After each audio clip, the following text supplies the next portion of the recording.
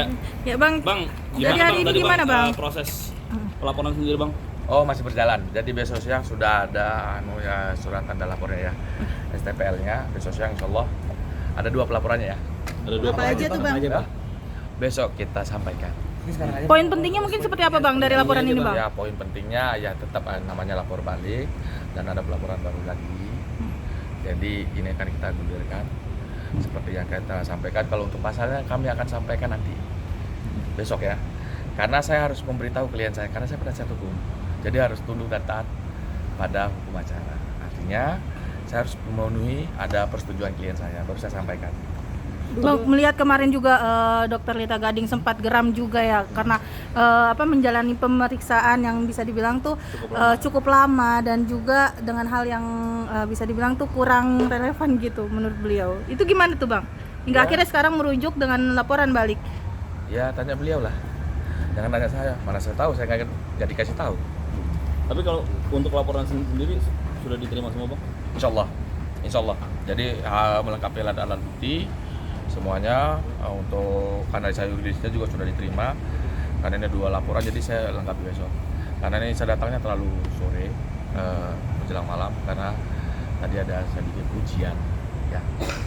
Jadi 2 Bang laporannya Bang? Insya Allah 2. Satu laporan balik atas yang kemarin ayam nanti kita sampaikan pasal-pasalnya, nanti kita akan publish kok insya Allah. Tapi Kalita sendiri lama nggak sih untuk memikirkan melaporkan balik ini? Teman-teman tahu sendiri ini dari bulan berapa sih bergulirnya? Dari bulan 7 kan? Baru mau melaporkan kembali karena geram sekali karena beliau yang pertama memaafkan. Tapi yang kedua namanya manusia punya batas rasa sabar. Apalagi seolah-olah beliau ini di framing di media seolah-olah beliau ini adalah penjahat extraordinary crime, jadi melakukan kejahatan luar biasa. Kan teman-teman tahu sendiri, tangkap Lita Gading, adili Lita Gading, kan kata pengacaranya yang sebelah sana. Tapi faktanya kan kita datang, tidak mangkir, karena ini masih panggilan klarifikasi kemarin. Kan datang dan tunduk taat pada hukum acara. Bang, dan mungkin cukup fantastis juga kemarin Bang, kerugian Balita Gading sampai miliaran rupiah. Apakah itu sudah dikonfirmasi kembali? Kita sudah uraikan semuanya. Kenapa bisa sampai miliaran rupiah yo? Karena laporan remeh temeh ini jadi kemana-mana di framing seolah-olah ya teman-teman tahu sendiri kan, seolah-olah seperti penjahat yang melakukan kejahatan yang luar biasa kan begitu, seolah-olah gitu kan. Walaupun tidak. Apakah jadi kehilangan klien apa gimana sih Bang? Kalau untuk lebih detailnya nanti tanya beliau ya. Seperti apa kerugiannya hingga menyebabkan sampai miliaran rupiah impactnya nanti tanya beliau. Ya, teman-teman. Tapi sebelum adanya laporan ini sempat ngelontarin somasi juga nggak sih Bang ke pihak sana Bang? Yang mana? Sebelum Abang melaporkan balik ini mungkin sempat ngeluarin kenapa somasi. Kenapa harus somasi? Kenapa kita harus teguran? Orang mereka sudah laporkan kok.